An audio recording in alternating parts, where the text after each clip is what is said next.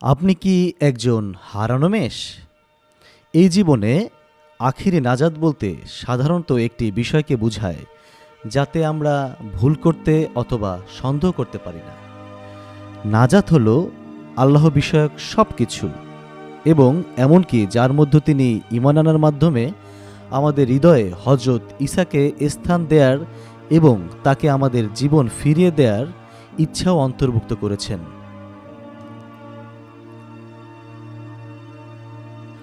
হযরত ঈসা কি কিনেছেন জানিয়ে তিনি পিতা আল্লাহর কাছে যাবেন?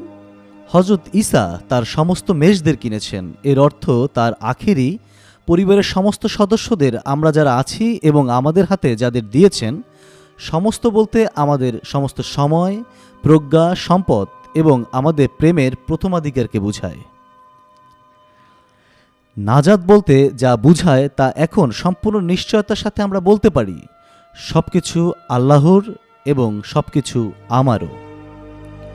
পাকরুহু হযরত পৌলের মাধ্যমে স্পষ্ট করে এই অলৌকিক একতাকে তুলে ধরেছেন।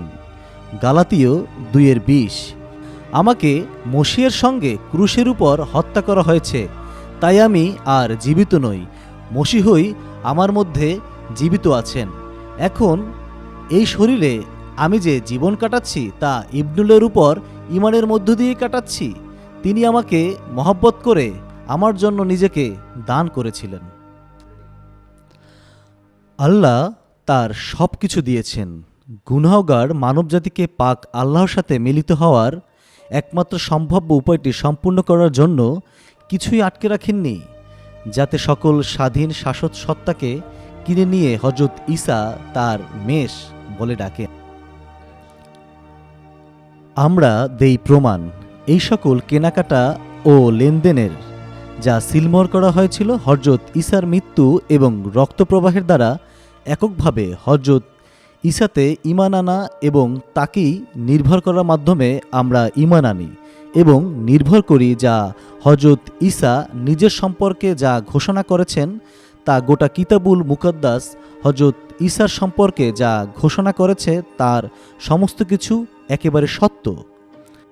নাজাত হল আল্লাহ কর্তৃক তার মেষদের বেছে নেওয়া।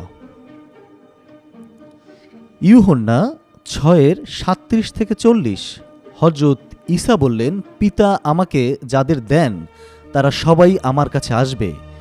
যে আমার কাছে আসে আমি তাকে কোনো মতেই বাইরে ফেলে দেব না, কারণ আমি আমার ইচ্ছা মতো কাজ করতে আসিনি, বরং যিনি আমাকে পাঠিয়েছেন তারই ইচ্ছা মতো কাজ করতে বেহেশত থেকে নেমে এসেছি। যিনি আমাকে পাঠিয়েছেন তার ইচ্ছা এই যে যাদের তিনি আমাকে দিয়েছেন তাদের একজনকেও যেন আমি না হারাই, বরং শেষ দিনে জীবিত করে তুলি। আমার পিতার ইচ্ছা এই, আপনাদের মধ্যে যারা পুত্রকে দেখে তার উপর ঈমান আনেন তারা যেন অনন্ত জীবন পান, আর আমি তাদের শেষ দিনে জীবিত করে তুলব। হযরত ঈসা এসেছিলেন পিতা আল্লাহ কর্তৃক বাছাইকৃত হারানো মেষদের খুঁজতে এবং রক্ষা করতে। পাকরুহ আল্লাহ পিতা আল্লাহর বাছাইকে আমাদের অন্তরে নিশ্চিত করেন, যাতে আমরা একটা নির্দেশনা পেতে পারি এবং হযরত ঈসাতে ঈমান আনার এবং নির্ভর করার ইচ্ছা জাগে। ইউহান্না 6:44, হযরত ঈসা বললেন, আমার পিতা যিনি আমাকে পাঠিয়েছেন তিনি টেনে না আনলে কেউই আমার কাছে আসতে পারে না, আর আমি তাকে শেষ দিনে জীবিত করে তুলব। হারানো মেষদের খুঁজতে এবং রক্ষা করতে হযরত ঈসা তার ভূমিকা তুলে ধরেছেন। লুক 19:9-10, তখন ঈসা বললেন, এই বাড়িতে আজ নাজাত আসলো, কারণ এও তো ইব্রাহিমের বংশের একজন। যারা হারিয়ে গেছে তাদের তালাশ করতে ও নাজাত করতেই ইবনে আদম এসেছেন। কিভাবে লোকদেরকে বুঝতে পারা যায় এবং কাছাকাছি যাওয়া যায় তাও হযরত ঈসা শিক্ষা দিয়েছিলেন। লুক 15:4-6, হযরত ঈসা বললেন, মনে করুন আপনাদের মধ্যে কোনো একজনের 100টা মেষ আছে, যদি সেই মেষগুলোর মধ্যে একটা হারিয়ে যায় তবে কি সে 99টা মাঠে ছেড়ে দিয়ে সেই একটাকে খুঁজে না পাওয়া পর্যন্ত তার তালাশ করে না? সেটা খুঁজে পেলে পর সে খুশি হয়ে কাঁধে তুলে নেয়।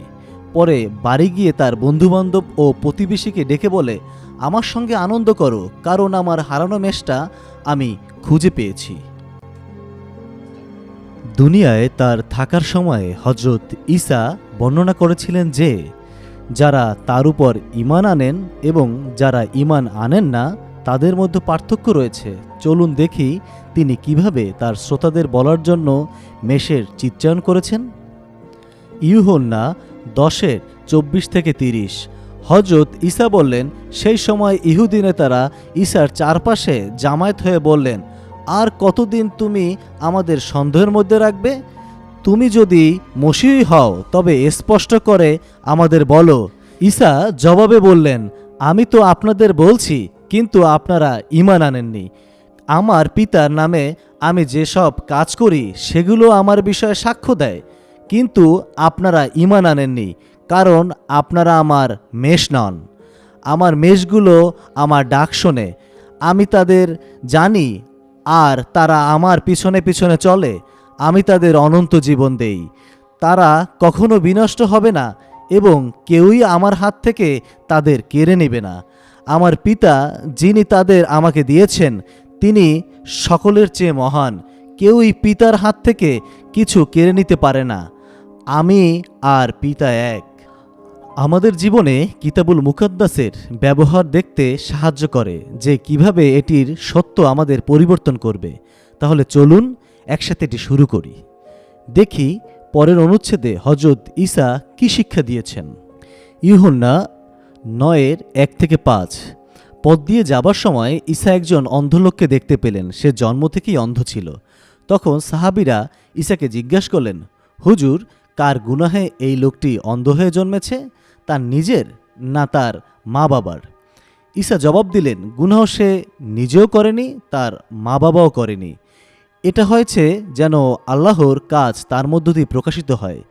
যিনি আমাকে পাঠিয়েছেন, বেলা থাকতে থাকতে তার কাজ করা আমাদের দরকার। রাত আসছে, তখন কেউই কাজ করতে পারবে না। যতদিন আমি দুনিয়াতে আছি, আমি দুনিয়ার নূর।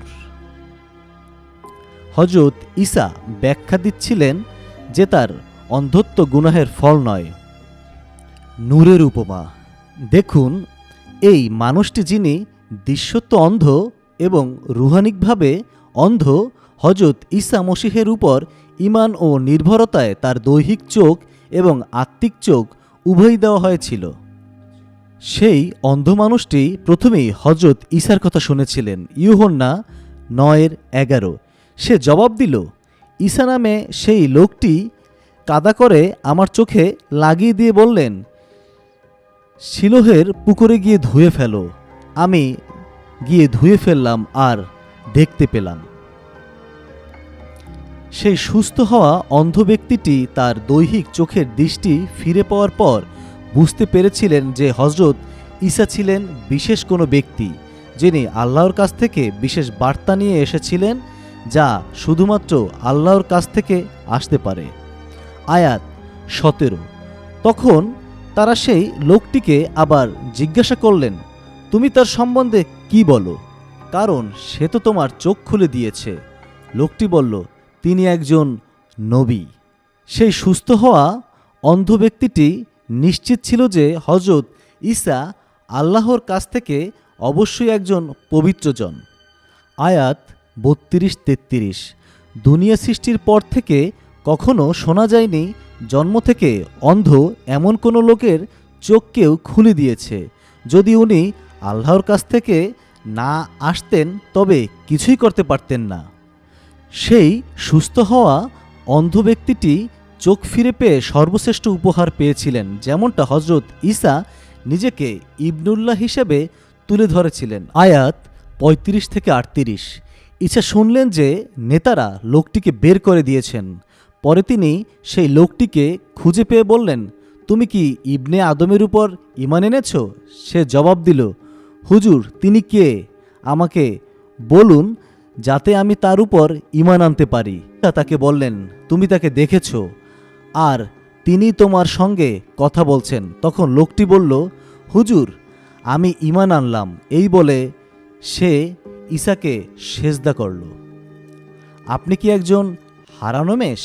আমরা হজরত ঈসা সম্পর্কে যে সত্য ঈমান আনি সেটি সবচেয়ে গুরুত্বপূর্ণ চিন্তা, কেননা এটি বলে যে কোথায় আমরা অনন্ত জীবন থাকব, হয় জান্নাতের অনন্ত আনন্দে এবং শান্তিতে, অথবা জাহান্নামের অনন্ত কষ্ট এবং যন্ত্রণায়। আমরা আপনাকে wasitforme.com I believe ভিজিট করতে আমন্ত্রণ জানাই।